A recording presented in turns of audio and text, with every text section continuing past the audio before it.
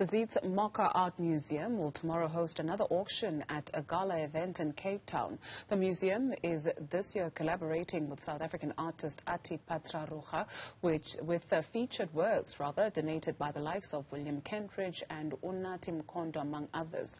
Ati Patraruha joins us now to tell us more about the event. Ati, thank you very much for your time this morning. Perhaps tell us about the space. What do we need to understand about it?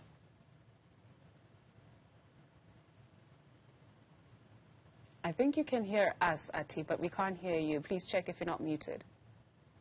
I definitely have that bug, but Okay. So hi everyone. Thank you so much for having me.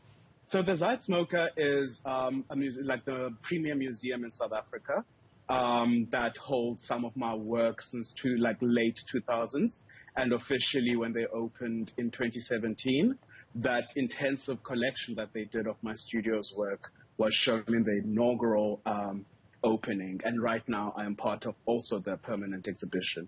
So the Zeitz MOCAA holds artworks from all over the continent, including the diaspora, and they also have education programs and also have a curatorial fellowship program, and are planning various other projects to basically bring this collection to the people.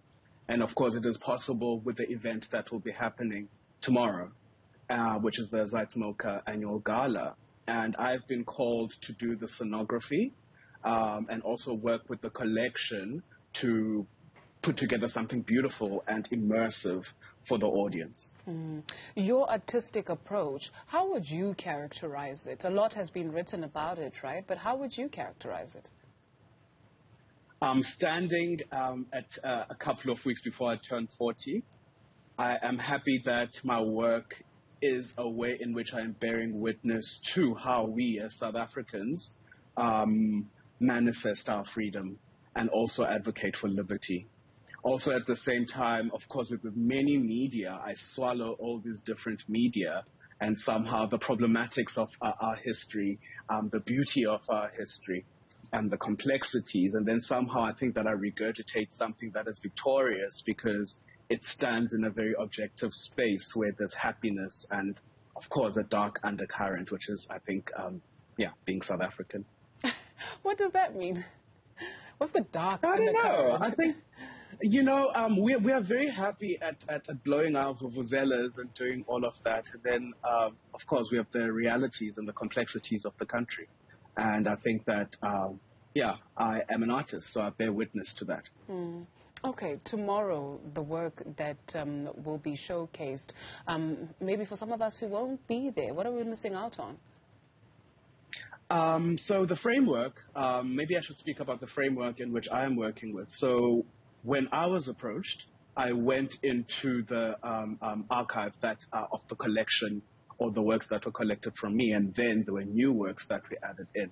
So if we would all just use the imagination, it ranges from stained glasses that people will be seeing, vinyl cuts of stained glasses, video works that we made and are part of the collection. And from the inspiration as well that was bubbling while we were conceptualizing, I have made a new stained glass vinyl work that will welcome the people as they come into the space. You mentioned that you're turning 40 this year. Happy birthday in advance. But what does that mean for Thank you, right? In more so this year as we mark 30 years of democracy, how would you, especially being an artist, right, how would you capture South Africa as you turn 40 this year? I was 10 in 1994, and I remember very well how happy my teachers were to sort of close school so that they can go vote that day. It was a joy that I wish I could see again in our people, But also at the same time, being 10, I literally did grow up with this country. How we navigate freedom, how we remember those who have contributed to our struggles and those we have forgotten. So my artwork is about the celebration. For the past 20 years, it has always been a celebration of us as a people, our imaginations, and also our complexities, because I am bearing witness to our country.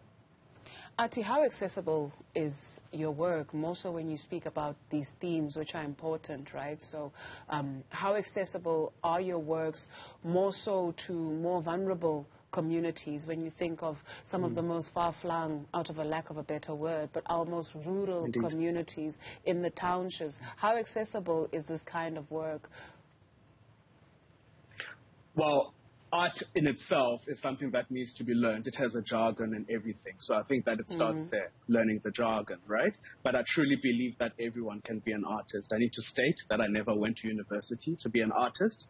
The first moment I could draw a duck that looked like a cat, my mom and dad took me down the road in Tanzania to go learn from a Rasta mural maker how to make art, because our communities have embodied knowledge on beauty. And I think that it's the bigger powers that then will have to work very hard to actually make that something that is tangible and accessible.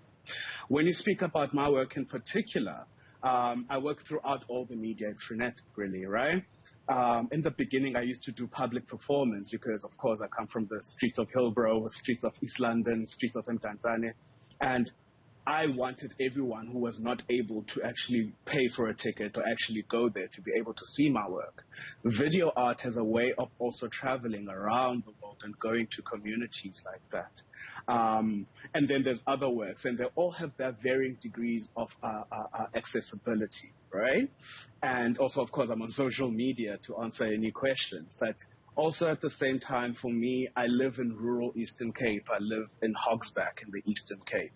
And when I moved there in 2020, I started an NPO called Victory of the Word, which basically works at using books from the 200-year-old printing press, which is called Lovedale in Alice, and also working at doing residencies. So we have one artist at the moment, Kumisa, who is from the village, who is working with me to somehow collaborate, but also with me mentoring him to somehow take his work to the next level.